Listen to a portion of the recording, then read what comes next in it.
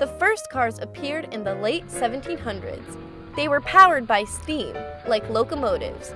But soon these horseless carriages moved to using what's called an internal combustion engine. Basically, that means they ran by burning fossil fuel. And ever since, internal combustion engines have run on gas. Gasoline. Yes, gasoline, or its cousin, diesel fuel. But gas and diesel pollute. So car makers tried electricity. That didn't work so well. One of the problems was the battery. They just couldn't make a battery powerful enough to make an electric car drive like a car. Until very recently. Now a number of manufacturers are coming out with all-electric vehicles. For example, Ford has introduced the Focus Electric. One of the key advantages of an all-electric vehicle is that it doesn't use one drop of gasoline. You see, there's no internal combustion engine in this vehicle. It has an electric motor and a high-voltage lithium-ion battery pack. Not having to buy gasoline is one big advantage, but there's also a green side to the electric car. Since it doesn't burn gas, there's nothing coming out of it, no fumes, that's nothing that would hurt the environment. The fumes she's referring to are poisonous carbon dioxide, CO2. Does it drive like a regular car? Absolutely. This Focus electric vehicle is built in the same assembly plant as we build our gasoline engine Focuses, and the same team that do the drive and handling of a gasoline vehicle have worked on this vehicle. So when you step on the accelerator, it feels just like you expect it to feel. So how do you charge an electric car? It's very easy. This is a 240-volt charging station. Just remove the plug and bring it over to the vehicle. Our charge ports are located in our driver fender side. Open up the charge port by pushing on the indentation and plug it in. The lights will start to tell you that the vehicle is getting ready to charge. Now that you see the 3/4 are lit, it's telling you that there's 75% state of charge in the car. This will start to pulsate, and you'll know that it's giving you between 75 and 100%. When it's fully lit, your car is ready to go. Wow, that's so cool. Fully charged, the car can go 70 to 100 miles, which is further than most of us drive in a typical day. And move over gas stations. While most people will charge their electric cars overnight at home, charge stations are beginning to appear across the country. There are several different companies that are trying to make sure that there are charge stations so cars can stop there easily and charge up, at malls or stores or restaurants. And one of the best things about recharging an electric car? No gasoline smell on your hands. Here's something I want to show you. It's the My Ford mobile app. You can check the status of your vehicle from wherever you're at. You don't have to be in the car. So this will tell you that you can go 80 miles because you've got 95% of battery left. And if you tap on the car, it gives you some fun statistics, like you've saved 161 pounds of CO2 or roughly $26 over a gas vehicle. Can I take it for a drive? Sure, hop in. You need to step on the brake and push the button, the power button. And you see the ready to drive? That means you're all set to go. Okay. Reverse back out.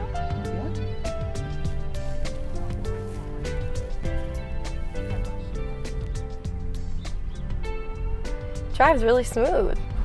It's also very quiet because there's no engine running. And as you drive it, you're going to feel that this handles exactly like a real car. It turns like a real car, it stops like a real car, and it corners like a real car. Now the top speed in this vehicle is 84 miles per hour. The overall range that you should be getting is about 76 miles on one state of charge. But you have a lot of influence on that. If you accelerate smoothly and if you brake smoothly, you're going to get longer range of your vehicle. But if you jackrabbit start, like take off real fast from a stop sign or slam on the brakes, you're going to cut your range a lot. And that's good advice when driving a gas-powered car as well. Do you expect that soon all cars will be all electric? No, we anticipate that by 2020, 10 to 25% of our vehicle sales at Ford Motor Company will be electrified vehicles. And by electrified vehicles, we mean all sorts of electrification, hybrids, plug-in hybrids, and vehicles like this that take no gasoline at all. It's no secret that the world's supply of fossil fuel is getting smaller. And consider this, Every year, American cars use more than 140 billion gallons of gas. Clearly, we need to go down the road to far better fuel efficiency, and it looks like electric cars can help steer us in the right direction. For TKN, I'm Karina. Their support is brought to you by Polo Ralph Lauren, the official apparel sponsor of the U.S. Open Tennis Championships. Please welcome Venus Williams. Just before slamming serves at this year's U.S. Open, Venus Williams held a unique event for fans around the world. A virtual tennis clinic that was live and interactive. This racket face should lead on your volley, so it really goes straight forward like so. The tennis superstar fielded questions from South Dakota to South Korea. Here, Tomiro in Japan says, which match against your sister is the most memorable one for you? Whoa, there's only been like 25. Probably all the ones that I won, so... Venus is also famous for her style, on and off the court. For this event, she's wearing a limited edition dress designed by Ralph Lauren in partnership with 11. I'm with Teen Kids News, and I understand that the outfit you're wearing is going to support a good cause, so could you tell us more about that? Yes, the outfit that I'm wearing is going to support the Women's Sport Foundation, which was started by Billie Jean King, who coincidentally started the Women's Tennis Tour. In fact, 15% of the sales of this dress will be donated to the foundation, which advances the lives of girls and women through sport and physical activity. One of the most common questions from emailers around the world is, what does it take to be great? 50% is learning the strokes and being fit enough, and the other 50% is how well can you control your mind in a match. And that even starts off at the court, thinking about what you'd like to do and conquering it mentally. And that's good advice for any worthwhile endeavor. I'm Karina for Teen Kids News. These kids are in for a special treat. Not only are they going to take part in Read Across America Day, they're about to have the book The Lorax read to them by super celebs Zac Efron and Danny DeVito. Zac and Danny both star in the movie The Lorax, so they're the perfect pair to read the famous Dr. Seuss book. You guys ready to read? Oh yeah, we're ready to. Want a Mustang? You guys excited? Getting kids excited about reading is the goal of the National Education Association. That's why it creates special occasions like this every year all across the country. From the ripulous pond came the comfortable sound of the humming fish humming while they were splashing around. I've always wondered if I would have a chance to read back to the kids The Lorax, which was read to me as a young boy. Read Across America is a celebration on Dr. Seuss's birthday, but it's also the beginning of another year of really reinforcing year-round literacy. Here's a piece of trivia for you. Dr. Seuss isn't his real name. It's actually Theodore Geisel. It's very important for kids to pick up books these days and keep reading, you know? Where the Lorax once stood. The Lorax tells a very important message about helping the environment. It's about a community doing things for the planet. One person can't save the world, but you can make a dent. And you can also make a difference when it comes to literacy. How can teens help people develop a love of reading? More things like this, man. This was incredible. The looks on those kids' faces while we were reading, gosh, I want to read more. What teens can do is when they have interest, go to the library, bring your younger brothers and sisters, show them how to explore their interests, whether it's travel in space, whether it's dinosaurs. Go to the public library and find things to read. I'll read to myself. I'll read to myself. I'll read to a crowd. I'll read to a crowd. Today's event ended with a promise. Everyone pledged to read more. So here's my promise. I will read books in a box, and I will read them with a fox, and I will read them in a house, and I will read them with a mouse, and I will read them here or there. Say, I will read books anywhere. I do so like reading when I can. For Teen Kids News, I'm Karina, I am.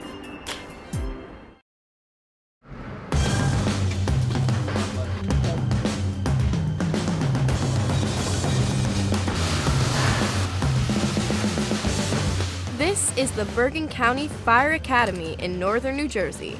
It's a giant, state-of-the-art complex for training firefighters. They do 52 3-hour lessons, and they're taught everything from how to carry hose and how to attach the nozzles and how to put out fires, how to search buildings and things like that. While many of the participants are adults, the program is also open to teens 16 or older, and it's not just for guys. I joined this program because I wanted to become a volunteer firefighter because my dad was and so was my grandpa, so it's kind of in the family. But things have sure changed since her grandfather fought fires. Firefighters today use a lot of special equipment. This station here, the students will demonstrate how to do an in-service check of their air pack to make sure it's functioning properly and they have enough air in it, and then they will demonstrate how to properly put it on their back as well as their face piece and breathe air through it. And it's important because if it's damaged, it might fail when you're firefighting and then you'd be in trouble and you could possibly kill yourself. Safety is part of every aspect of firefighting. Even with just tying knots, you really have to know the ropes. They have basic fire knots they have to be able to tie. You have your bowline, your clove hitch, you have your half hitch, you have your Beckett bend. Certain knots are designed to carry certain loads. If you don't tie the knot correctly, if you're hoisting a tool, it might come loose and hit somebody in the head or injure somebody. Even just putting up a ladder requires training and practice. It takes a whole other skill set to climb the aerial ladder, especially since this ladder can reach as high as a 10-story building. They go halfway up. At that point, they have a ladder belt that they tie in to one of the rungs on the aerial ladder. On the aerial, stop and lock in. Leaning back, holding, and being able to understand that they can trust the belt, they can trust the ladder because they need their hands free to actually do work while they're up there. After raising their hands to show that they've correctly attached the safety belt to the ladder, they unhook and continue to the window. These junior firefighters are practicing what's called a Minuteman load. A Minuteman load is a hose line that you can pull off a truck very quickly in case you need to put water on the fire as soon as you get off the truck. But there's another reason for the Minuteman load. Budget cuts and a shortage of volunteers have left many fire departments understaffed. In our diminishing ranks, if you will, of volunteer and career firefighters, it's very important to accomplish many tasks at the same time. So it allows one firefighter to bring the entire hose load from the truck directly to the fire rather than having multiple people doing it. The idea of volunteer firefighters dates all the way back to one of our nation's founding fathers, Ben Franklin. We'll have more on becoming a firefighter when Teen Kids News continues.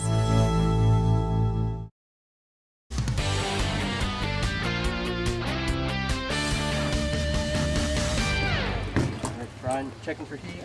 We're at the Bergen County Fire Academy following teen trainees learning to be firefighters. So, we're going to force entry.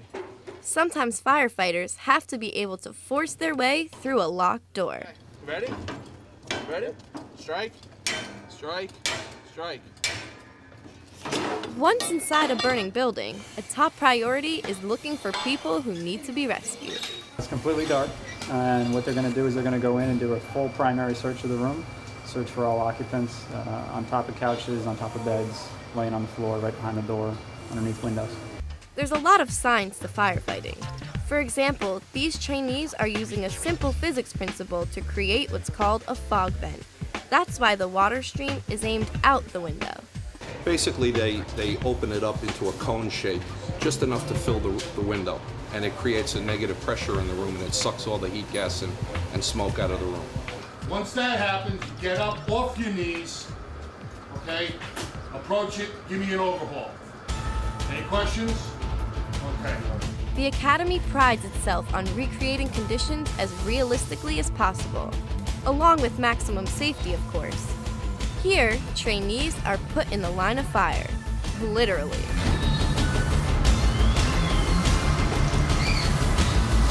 The flames and heat are real, and so is the hose that twists and jerks like a giant snake on steroids. It's a lot heavier than it seems, and there's a lot of pressure when the water comes out, so it can really throw you back. That's why knowledge and teamwork are so important. No question about it. This is not easy. Hardest part of the program is lugging around the all of your equipment all day in the hot sun and getting all sweaty. Which brings up a question. Can girls be as good as guys at firefighting? I feel it's an equal team effort. I feel girls can do just as well as guys and vice versa. It doesn't matter your sex or race or anything. You're a firefighter. You can do it just as good as anybody else. Way back in 1736, Benjamin Franklin helped start the first volunteer fire department. Ever since then, America has depended on volunteer firefighters. But the ranks are thinning. 42 years ago, when I joined the Volunteer Fire Service, we had 1.2 million firefighters and 900,000 were volunteers. Today, we only have 700,000 volunteers. It's much harder for families and their work environment to have time to volunteer.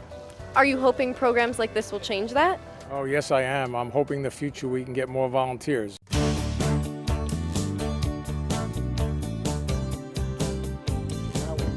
I see firefighting in my future. I really enjoy it. I would say go for it. You know, it's a lot of fun, and it's a great way to get involved in your community. No matter where you live, your families and your homes are a bit safer because of programs like these. For Teen Kids News, I'm Karina. It has all the trappings of a royal tournament in 11th century Spain. Knights on horseback proudly displaying their colors as they prepare to compete in tests of skill and valor. Welcome to medieval times in Lyndhurst, New Jersey. I play the Green Knight. His name is Don Temple, and he is the most arrogant and probably the best knight there is. It's a unique kind of dinner theater. Guests don't just come to dine, they come to be transported back in time. They will experience horses, knights fighting, knights jousting. They will get to eat with their hands. They get so much. They will get to see kings, the princess, everything. Wait, did he say eat with their hands? Eat with their hands. Visitors have to eat with their fingers because in the 11th century, utensils were tools of witchcraft. So to not eat with your fingers was kind of a sign that you were a witch or a wizard or something like that, so you'd probably be burned at the stake. So we kind of encourage people to eat with their fingers at all times. That's certainly good to know. Anyway, while you're eating, you're being entertained. And although these knights are actors, the physical demands of the role are very real. It takes a lot of hard work and effort to be a knight at medieval times. You have to train for a period of usually 6 to 8 months. You got to learn how to ride a horse, you got to learn how to fight with all the weapons, as well as joust. Jousting is one of the hardest skills to master. Only the most experienced riders get to do it. The rules are rather simple. 2 fully armored knights face each other, and when the signal is given, they charge at each other with lowered lances.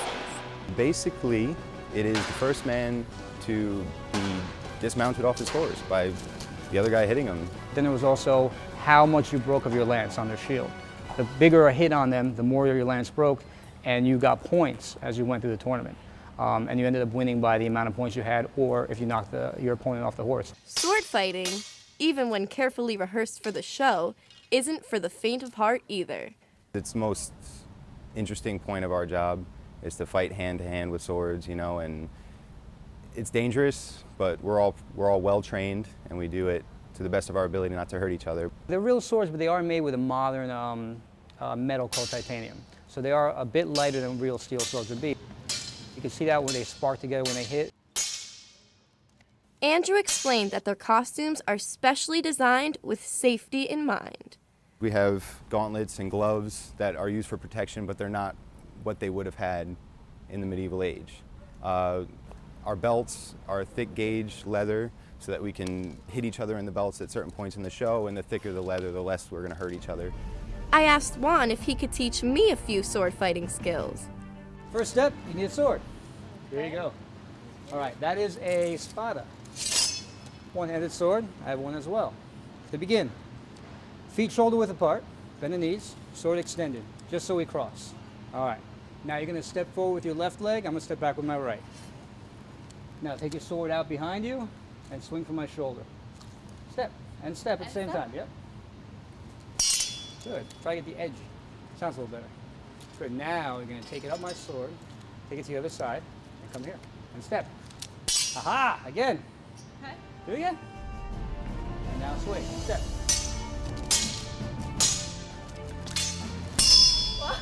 Good job. Did well. Thank you.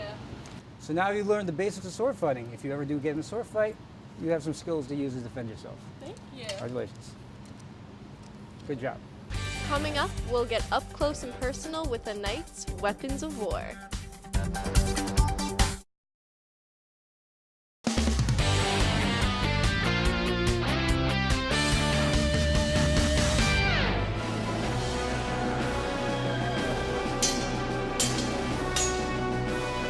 We're back at medieval times, where Juan is giving me a behind-the-scenes tour.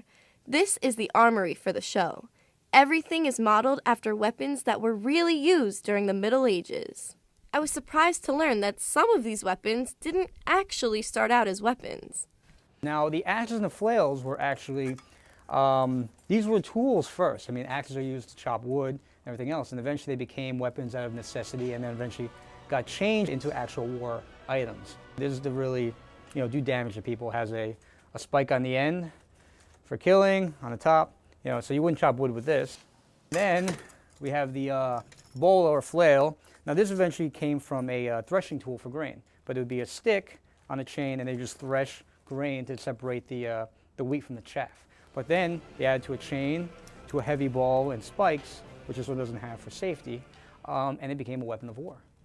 Though you did have to be well trained to use this, since you can come back and hit yourself as well. The next weapon was one I had already used, the sword. I learned that there are many different kinds of swords.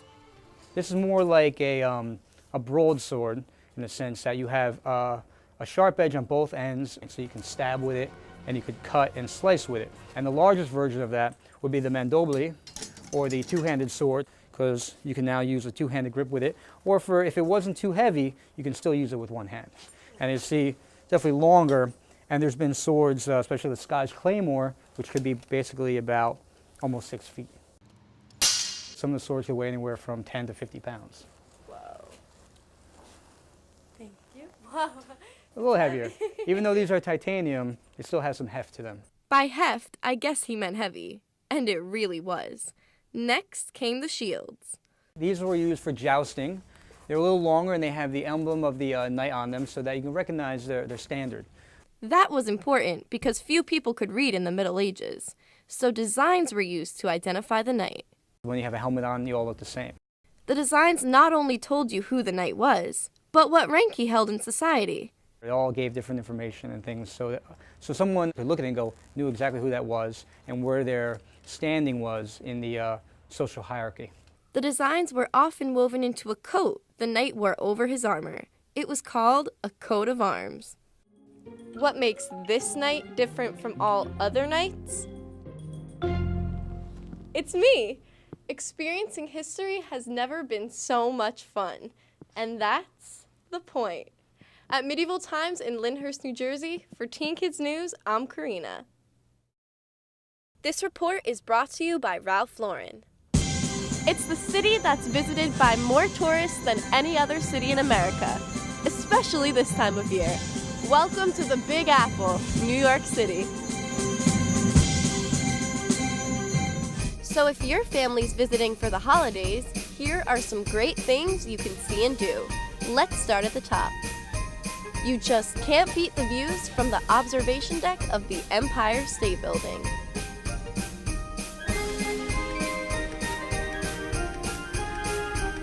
If you like to skate, the ice is nice at Woolman's Rink in Central Park.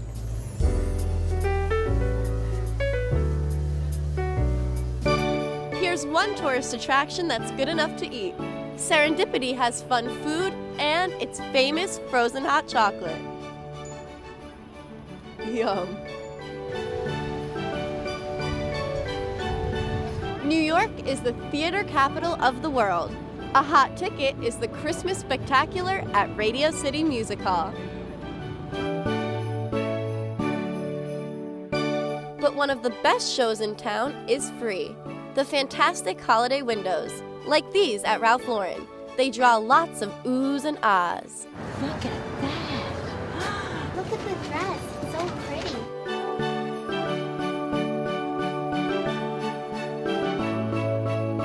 And they draw you into the store as well. How could I resist? They're all gifts, I promise.